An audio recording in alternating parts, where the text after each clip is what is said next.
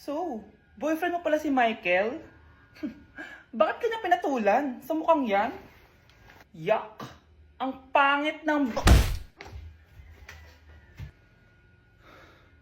Ang ganda talaga nitong Dr. Leo sa mukha!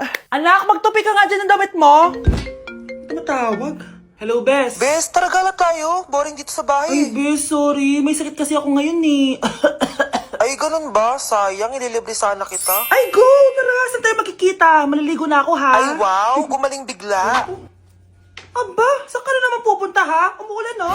Anay, gagala kami nung anak ng kumari mo, oo. Ililibre daw niya ako. We, o gamitin mo tong Dr. Leo Ultra Facial UV Protector Sunscreen. Ha?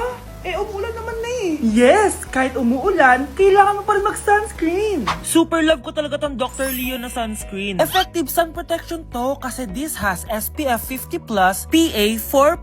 Waterproof at sweat resistant din to. Plus, it also locks in skin moisture. Di ko expect na super lightweight lang pala neto. Super fresh din sa feeling and of course, suitable for all skin types. Grabe na, ang glowing ng skin ko. Tapos nawala din yung pagkadal and dry ng skin ko. O, diba? Sabi ko naman sa'yo eh. O, ito, sa'yo na to. Mag-ingat ka ha. Yes, Nay! O, yung pasalubong ko. Patay. Oh, bakit may pera na naman dito? Pinamigay ko na ibang pera kahapon ah. Kakainis naman. Ma'am, may delivery po kayo. Oh, ano to? Pera na naman? Diyos ko, ayoko neto. Sa'yo na lang kuya. Ayoko din po niyan ma'am. Sa iba niyo na lang po ibigay. Sige na po. Ano ba yan? Ang dami ko ng pera eh. Nay, bakit 300,000 na naman yung binigay mong baon sa akin? Hindi ko pa nga nagagastos yung baon ko last week eh. Tapos binilan mo pa ako ng bagong iPhone at iPad. Bawasan mo yung baon ko ha. Nakakainis ka. Huwag ka na magreklamo. Ang dami na nga natin pera eh. O eto pa. Hindi ko na alam kung saan ko gagastusin to eh. Ay naku, padala kasi ng padala ng pera eh. Tapon ko na lang to. Congrats ma'am! Kayo po ang grand winner ng 5 million pesos! Ano ba yan? Pera na naman? Pwede ba hindi ko tanggapin yan? Dami ko ng pera eh. Ay, bawal na po namin kunin to ma'am. Sa'yo na po to. Congrats po ulit! Ba't pa ako nagising? Sana ganun na lang yung problema ko. Nandito ako sa Japan at kakain tayo kasi di ako makatulog guys. Time check 1 AM na. Imbis na natutulog, kakain tayo. Buti na lang talaga sobrang lapit lang ng Family Mart sa hotel namin. Ito yung hotel namin, tapos ito lang yung Family Mart. Diba sobrang lapit? Sobrang daming pwedeng bilhin oh. Daming onigiri oh. Kuha tayo neto, mukhang masarap tong chicken and vegetables. Hindi naman ako sobrang gutom, may mga gusto lang ako itry. Kuha tayo netong favorite kong drink. Try naman natin tong blueberry na flavor. Tapos ganito din yung Yakult nila dito. Actually, pampatulog pala to. Akala ko Yakult talaga siya. Ito muna bibilin ko dito, hanap tayo ng 7-Eleven. Eto guys, may nahanap ako 7-Eleven. Parang masarap to oh. Mukha siya lasagna. Tikman natin. Dito na lang natin siya kainin sa labas. Parang fantasy din kumain dito sa kalsada nila. Sobrang safe dito sa Japan, promise. Unahin na natin tong sushi. Alam nyo ba, kahit maglakad kayo mag-isa dito, sobrang safe, promise. Walang mga haras sa inyo. Walang kriminal, ganyan. Kaya ang sarap maglakad sa labas kasi alam mong safe ka, di ba? Tapos, sobrang babait pa ng mga Japanese. Swear. Pero sabi naman ng ibang Japanese, parang mas lang nila yon, pero ang totoo, ginajudge ka nila. Pero at least, di ba, mabait sila. Di kagaya na pumunta ako ng Hong Kong, sobrang susungit ng mga tao, sisigawan ka pa. Kapag may hinahanap ka, talagang tutulungan ka nila. Tapos palagi sila nakasmile. Kaya promise, Japan talaga yung favorite country ko. Last bite. Okay, next natin itong parang lasagna. Guys, sobrang bango. Sobrang sarap ng itsura niya. Tikman na natin. Ang sarap! Ito din yung gusto ko sa Japan. Sobrang sarap ng mga pagkain nila. Like, promise. Wala pa kami natitikman dito sa Japan na hindi masarap. Kaya every time na pupunta talaga kami dito, promise na yon, natataba kami. Pero okay lang, Japan to eh. Alam nyo, minsan, naisip ko na dito na lang kaya kami tumira. Pero ang naririnig ko sa ibang foreigners na nakatira dito, masaya lang daw dito as a tourist. Pero kung dito ka natitira at mag-work, nakaka-depress daw, ganyan nakakalungkot. Kasi sabi nila toxic daw yung work environment dito. Pero ako, kung titira ako dito, gusto ko forever tourist ako. Inumin natin tong Yakult na nakakaantok. Last bite! Pabalik na ako ng hotel guys and inumin na natin to favorite nating drink. Medyo malansa siya tas maasim. So yun lang guys, bye! Eating only 7-Eleven for a day, let's go! Ano ba, gising na, magkukontent ka, patayo na dyan. Ala, Good morning guys! So, ginising ako agad ni Bunch. 11 a.m. na. So, magbe-breakfast tayo. Alam niyo na kung saan. Papunta na kami. And yung 7-Eleven dito, guys, sobrang layo. Like, sa kabilang barangay pa. Hulaan niyo kung nasan ako. Nasa isang branch ako na binigay sa akin ni Daddy. Thank you, taxpayers! Wow, ang daming choices, oh. Umagang-umaga, samgyupsal agad. Ano yan? Balik mo yan, balik mo yan. Ano na naman to? Bayaran mo to, ah. Sabi, di ba breakfast lang? Parang mag-fiesta na tayo dito, eh. Let's eat! So, itry na natin tong spam musubi. Yan. Matasarap yun sa Japan, pero masarap din naman to. Meron tayong samgyupsal. Oh!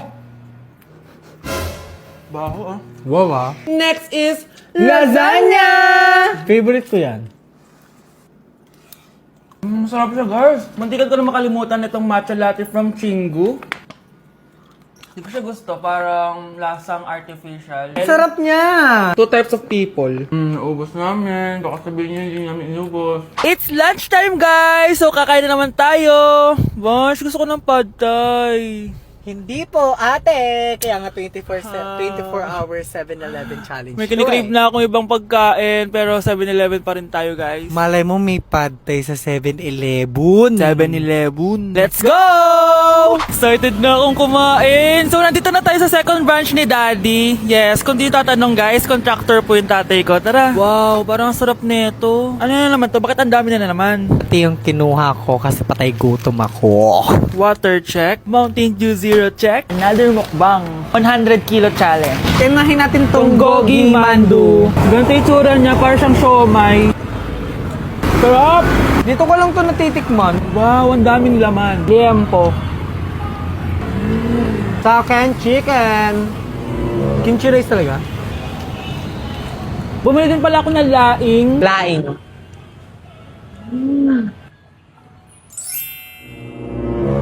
Hindi ko siya bet. For the dessert, May dessert pa? busog na naman! Next Kaya stop, naman- next stop na namin is dinner! It's dinner time! So, it's 7:17 na ng gabi and medyo nagugutom na tong tao na to. Saan kaya tayo kakain? Ayan, saan pa ba?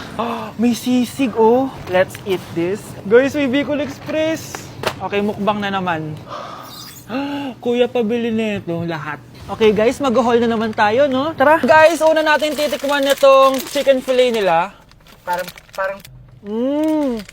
Parang family chicken nga. Sarap. tikman na natin ng bulgagi. Mmm. Sarap, di ba? Sarap! Unboxing! Sana secret.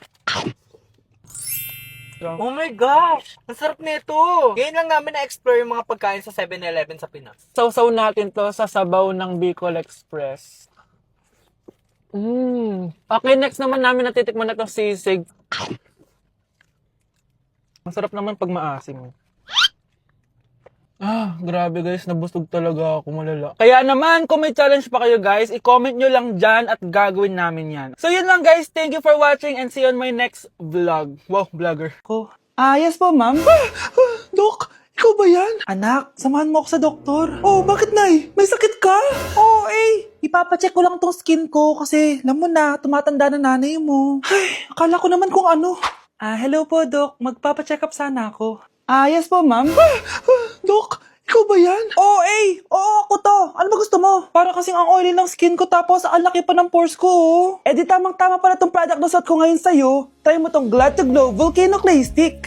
2 to 3 times a week ko itong ginagamit kaya di na ako masyadong oily. Nabawasan din yung appearance ng mga pores ko at nag-brighten yung skin ko. Hindi din to mahirap ilagay sa hard part ng face like side ng nose at nakaka-clean din ng pores. Of course, this is FDA approved and 179 pesos lang to. The best ka talaga, Dok. Parang kailangan ko din yan, Dok. Oo, Scarlett, bagay to sa'yo. Lagyan mo buong katawan mo, ah. Ay, salamat, makakapagpahinga na ako. Hindi ko rin makakatulog na ako. Ano naman yan? Be, nasan yung part mo sa research? Kailangan na natin yun. Kakauwi ko lang, tama? Tayo ay nasa bahay. So, ang mga schoolworks, yung mga research, iwan natin yan sa school. So, kapag kakauwi ko lang at gusto ko matulog, imbes na wag kang tumawag, anong ginawa mo? Nasaan yung research natin? Tapos mo na ba? Be, kakauwi ko lang. Hindi ako robot. Kailan ako tumawag sa'yo at nagganap ng research na kakauwi mo lang? Never. Ang tawag doon, konsiderasyon. Hindi naman tayo babagsak kung magpapahinga tayo, di ba, be? Maliliit na kasi tayo, kailangan natin magpasa. Aba, be, pwede ba ako magpahinga? Hindi lang naman sa school umiikot yung buhay ko. Kaya nang tumawag ka, napagano'n ako, oh. Aba, sira ulo to, ah. Kakauwi ko lang, ah. Pahinga din tayo, be. Baka bago natin mapass yung research natin, mapass away tayo. Sige na. Okay, class. Mag-selfie tayo. Tara, let's go! Kaninong phone yung gagamitin natin? Yung akin na lang, guys. Ew! Ang pangit kaya na cellphone mo. Ang labo ng camera. Buti pa tong cellphone ko. Malinaw. Mahal kasi to. O, tara na. Selfie na dali. Ayan, ang linaw, di ba? Guys, kayo tayo sa labas. Tara, gusto nyo? Di na ako sasama sa inyo, Enjoy kayo, guys, Kyle, sumama ka na. Minsan lang tayo mag-banding, oh. Hayaan nyo na yan. Huwag nyo nang pilitin yung ayaw. Pangira ng araw. Tara na nga. Kung may pera lang talaga ako, sasama ako sa inyo. Brianna? Ayan, sige, lusubin mo na. Brianna! Ano ba yan? Bakit ba? Storbo ka na naman. Ano ba kasi ginagawa mo? Nilalaro ko kasi tong Taris Land. Ito ang most anticipated MMORPG ngayon 2024. Yung mga kaibigan ko nga na di naglalaro dati, ito na nilalaro ngayon. Ganun siya kaganda. Wow, ang galing pala niyan. At hindi lang yun. Kapag naglaro ka neto, may Dragon Raid Bounty na ibibigay sa team nyo. At magkakaroon kayo ng coins na pwede nyo exchange ng pera. Sige, lalaruin ko. Kaso, wala akong maayos na phone Naglalag na kasi to. Oh, sakto! May isa pa akong phone dito. Oh, sa'yo na to. Baka gusto mo pa ng pera, Wow! Yaman mo, Kaya ikaw, be, kung ako sa'yo, maglaro ka na. Pwede to sa PC at sa mobile. Malay mo, dito mo na makita yung jowa mo, di ba? Uy, mukhang bago yung cellphone ni Kayla. Oo, bago yung phone ko. Malinaw na rin yung camera neto at kaya niya maglaro ng Taris Land. Naglalaro ka rin ng Taris Land? Maganda yan. Tara, laro tayo. Oh, bago tayo maglaro, selfie muna tayo. O, di ba, ang linaw ng camera? Tama na. Ano to? Para na namang ulam? Mahal, pangako bukas may kakainin na tayo. Sinabi mo rin yan kahapon. Paano tong anak natin, ha? Paano natin ito bubuhayin? Mahal, please. Magtulungan tayo. Makakaahon din tayo dito. Ayoko na. O ito, ikaw na maghalaga niyan. Mahal, please. Huwag mo naman kaming iwan. Babalik na ako sa dati kong buhay. Sa buhay na nakakain ako ng masarap. Sa buhay na nakakapag-party ako. Sa buhay na prinsesa ako. Ayoko na ng gantong buhay. Mahal, please. Babawi ako. Kaya mo na yan. At wag mo na ako gugulin, ha? Anak, pangako hindi kita iiwan, ha? Nandito lang ako para sa'yo. Hindi kita papabayaan. Okay, Mr. Ramon? Ma'am, tanggap na po ba ako sa trabaho? Sorry sir. Based sa resume mo, hindi ka pala nakapagtapos ng college. Ang hanap po namin is college graduate. Uy, Ramon, mukhang galing ka sa interview, Natanggap ka? Hindi nga, Baka may alam kang pwede kong pasukan ng trabaho. Pwede ako. Sige, sabihan kita, ha? Salamat, Susan.